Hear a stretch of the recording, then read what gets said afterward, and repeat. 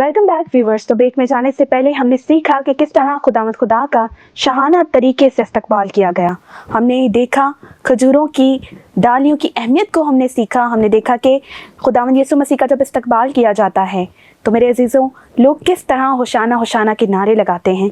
वो राह में उनके कपड़े बिछाते हैं, खजूरों की डालियों को बिछाते हैं और एक बादशाह की तरह खुदावंद यीशु मसीह का इस्तकबाल किया जाता है। एक बादशाह की तरह खुदावंद यीशु मसीह की एंट्री होती है यरूशलेम में।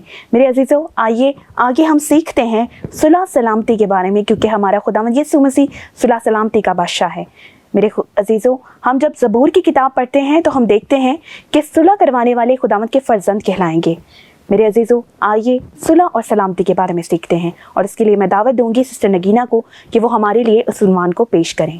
थैंक यू सिस्टर जी।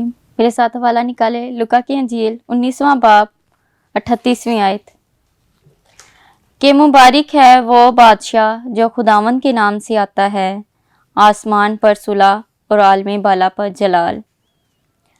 हम सुलह को देखें। सुलह एक ऐसी चीज़ है कि अगर हमारी किसी से कोई दूरी हो गई है तो सुलह जो है वो हमारा उसके साथ मिलाप होता है। तो हम अहद अतीक का जब हम मुतालिया करते हैं तो बागे अदन में जब आदम और हवा ने खुदा की नाफरमानी की, गुनाह किया, खुदा से उनकी क्या हो गई, दूरी हो गई। और वो जो गुनाह की वजह से दूरी हो गई थी और वो दूरी खत्म करने के लिए खुदा ने अपने इकलौते बेटे यसु नासरी को भेजा। और जब यसु मसीह के लिए पैगाम फरिश्ते लेकर आए तो तब फरिश्तों ने आकर मजूसियों चरवाहों से कहा कि आलमे बाला पर खुदावंद की तमजीद हो और जमीन पर उन आदमियों से जिनसे वो राजी हैं सुलह। तो उन्होंने तब भी पैगाम दे दिया था कि वो सुलह का शहजादा है, वो सुलह करवाने आएगा। वो खुदा बाप से इंसान का जो राब्ता खत्म हो गया था वो उसको दोबारा बहाल करने के लिए आएगा। मेरे साथ एक हवाला निकाले रोमियो 5वां बाब 1 आयत। बस जब हम ईमान से रास्तबाज ठहरे तो खुदा के साथ अपने खुदावंद यीशु मसीह के वसीला से सुलह रखें। ईमान से, जब हमारे अंदर ईमान होता है तब हम क्या होते हैं, रास्तबाज होते हैं। जब हमारा ईमान होता है तो रास्तबाज होते हैं और खुदा के साथ जो है वो यीशु मसीह के वसीला से हमारी क्या हो जाती है, सुलह हो जाती है। हमारा ईमान जब यीशु मसीह पर होता है तब हमारा राब्ता खुदा के साथ भी कनेक्ट हो जाता है, क्योंकि हमारी दूरी ही इसी वजह से हुई थी जो बागे अदन से गुनाह आदम हवा ने किया। उस वजह से हमारे इंसान की खुदा के साथ क्या हो गई थी, दूरी हो गई थी। और उस दूरी को खत्म करने के लिए खुदा ने अपने इकलौते बेटे को बख्श दिया। कलाम मुकद्दस में लिखा है खुदा ने दुनिया से ऐसी मोहब्बत रखी कि उसने अपना इकलौता बेटा बख्श दिया ताकि जो कोई उस पर ईमान लाए हलाक ना हो बल्कि हमेशा की जिंदगी पाए। तो खुदा नहीं चाहता था कि जिसे उसने बनाया है, इतने प्यार से बनाया है, तो उसको हलाक करे। और खुदा ने अपना इकलौता बेटा जो था वो ही दे दिया ताकि वो हमारी जो है वो खुदा बाप के साथ क्या करवा सके, सुलह करवा सके।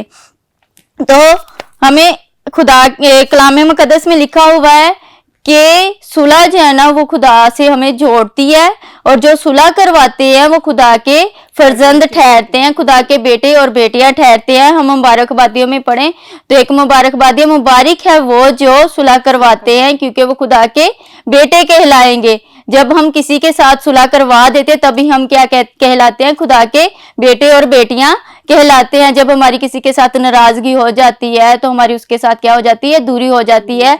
तो कोई ऐसा पर्सन होता है जो बीच में सुलह करवाने वाला भी होता है, जो सुलह करवाता है तो वो क्या होता है, खुदा का बेटा हो, फर्जंद हो जाता है।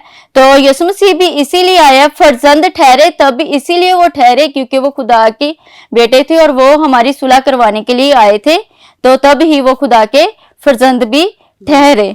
खुदावंद यीशु मसीह को इसीलिए सुलह का शहजादा भी कहते हैं क्योंकि वो सुलह करवाने के लिए आए थे। खुदावंद यीशु मसीह जो सुलह के हम हिज्जों पर गौर करें तो सुलह का जो स्वाद है वो स्वाद से होता है सलाह देने के लिए खुदावंद यीशु मसीह हम जब किसी मुश्किल परेशानी में होते हैं तो हम खुदा से सलाह मांगे तो यीशु मसीह हमें क्या देते हैं, सलाह भी देते हैं। अगर कोई गलत काम करते हैं तब भी हमें सलाह देते हैं, सही काम करते हैं खुदा हमें बताते हैं, सलाह देते हैं खुदा में यीशु मसीह। तो मतलब हमारी सलाह करने के लिए खुदा में यीशु मसीह खुद दुनिया में आ गए। फिर लाम से लहू उसने आके हमारे लिए अपना कीमती लहू भी बहा दिया। यीशु मसीह ने जो हमारे लिए उसका कीमती लहू था वो यीशु मसीह ने आके अपना कीमती लहू हमारे लिए बहा दिया। पहले उसने हमारी सलाह करवाई, फिर उसने अपना लहू बहा दिया, जो हमारे गुनाह थे वो सारे उसने अपने ऊपर ले लिए। फिर है से हलीम, वो हलीम हुए।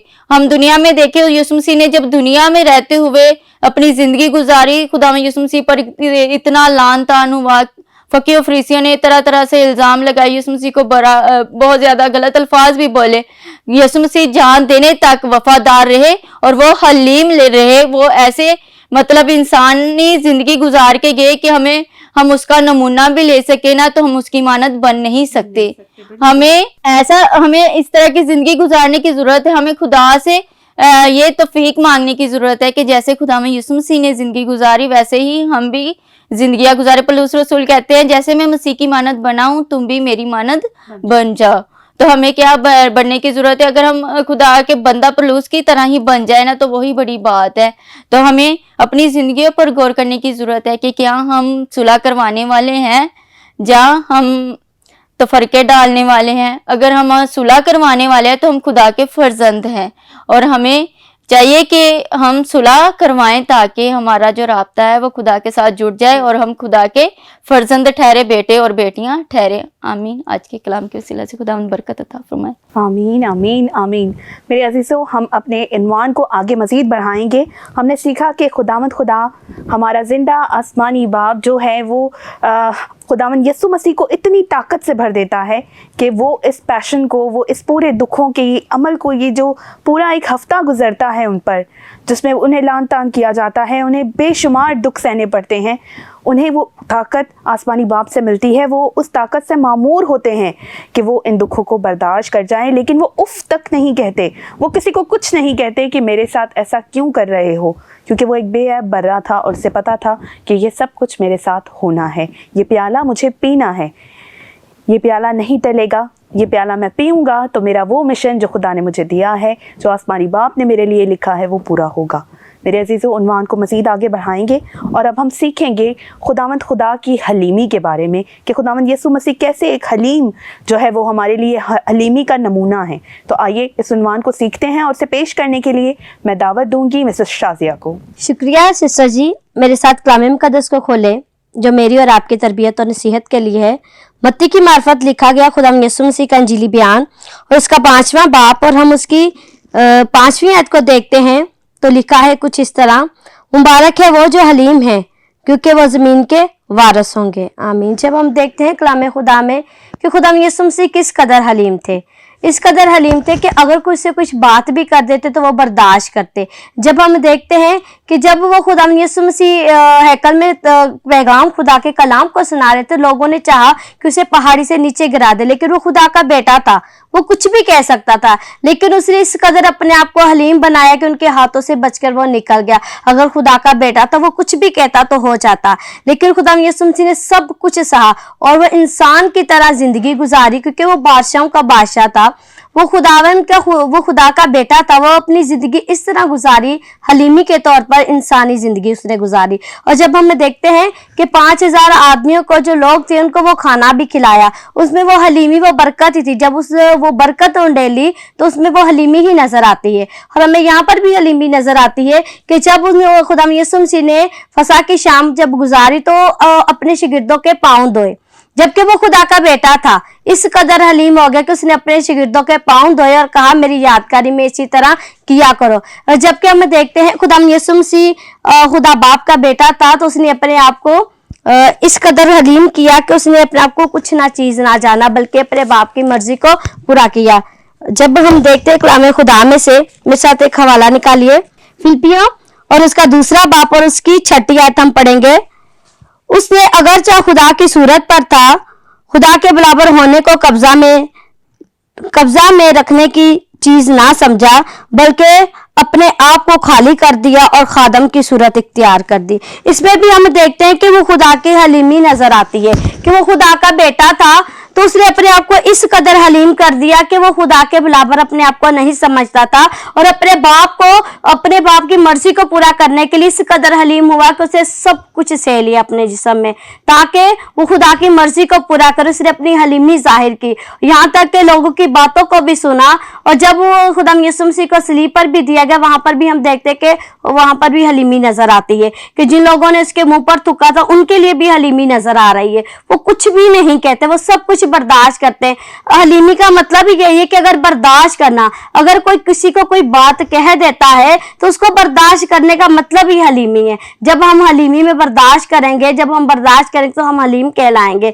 इसी तरह खुदा यीशु मसीह अपनी ज़मीनी खिदमत में उसने सब कुछ बर्दाश्त किया और सब कुछ बर्दाश्त करने के बाद हलीमी उनमें आए। और जब हम देखते हैं कि खुदा यीशु मसीह ने अपने आप को पेश किया कि एक नमूने के तौर पर कि जिस तरह मैं हलीम हूँ तुम भी इसी तरह हलीम बनो, तब तुम बरकत पाओगे, खुदा के फर्जंद ठहरोगे और मसीह के हमरास बनोगे। ये तब होगा जब हमें हलीमी होगी और जब हमें बर्दाश्त होगी। हमें भी खुदा यीशु मसीह की तरह बनना है, हर चीज़ को बर्दाश्त करनी है, हलीम बनना है, ताकि हमें भी वो बर्दाश्त आ सके जो खुदा यीशु मसीह में थी। और जब हम हर चीज़ की बर्दाश्त करते हैं तो हमें क्या आ जाती है? हलीमी आ जाती है। हम सब कुछ सह लेते हैं। जिस तरह के खुदा यीशु मसीह ने अपनी ज़मीनी खिदमत में सब कुछ सह लिया, सब कुछ बर्दाश्त कर अपनी हलीमी को जाहिर किया, इसी तरह हमें भी सब कुछ सहकर अपने आप को बर्दाश्त कर कर हलीमी जाहिर करनी है। आज के कलाम के वसीला से खुदा आपको और मुझे बरकत दे। आमीन आमीन।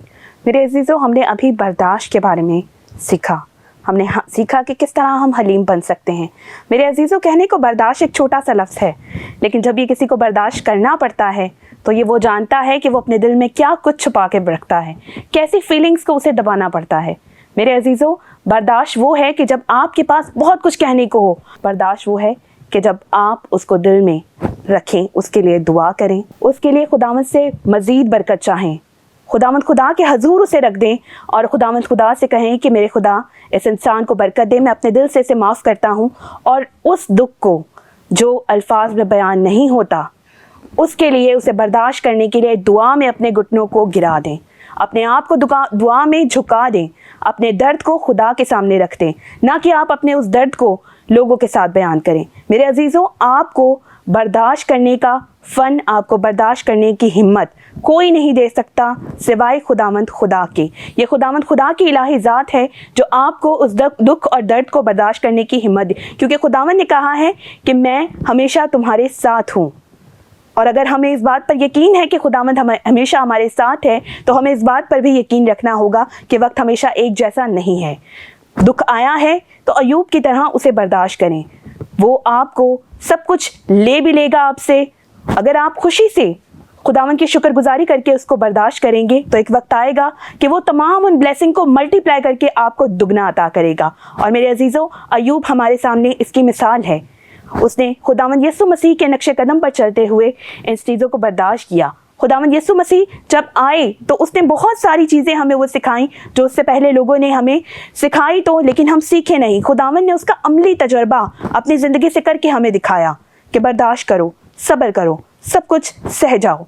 खुदावंद खुदा देख रहा है, वो तुम्हें वो बदला देगा। तुम लोगों से उसके बदले की उम्मीद ना करो। मेरे अजीज़ों, आज का वक्त हमें सिखाता है कि हम खुदावंद खुदा की इलाही ज़ात से सीखें और अपनी ज़िंदगी में उसे इम्प्लीमेंट करने की कोशिश करें। इंसान होने के नाते हम कामलियत की तरफ नहीं जा सकते, हम कामिल नहीं बन सकते, लेकिन इंसान होने के नाते हम कोशिश कर सकते हैं। एक चूंटी भी बार बार कोशिश करके अपने मकसद तक पहुंच जाती है, वो गिरती है, वो फिर से चलने लगती है। मेरे अजीज़ों, हम तो इंसान हैं, हम तो अशरफुल मखलूक़ात हैं।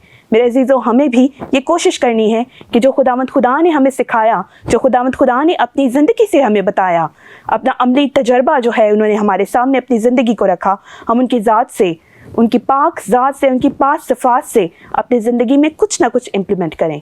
मेरे अजीज़ों, इसी पैगाम के साथ मैं चाहूँगी आपसे इजाज़त। मैं मिलूँगी आपको एक नए प्रोग्राम में कुछ नए मेहमानों के साथ। तब तक के लिए अपनी होस्ट सोनिया एंड्रयूज़ को दीजिए इजाज़त। देखते रहें प्रोग्राम ख़वातीन बाइबल होशाना टीवी के संग। God bless you all.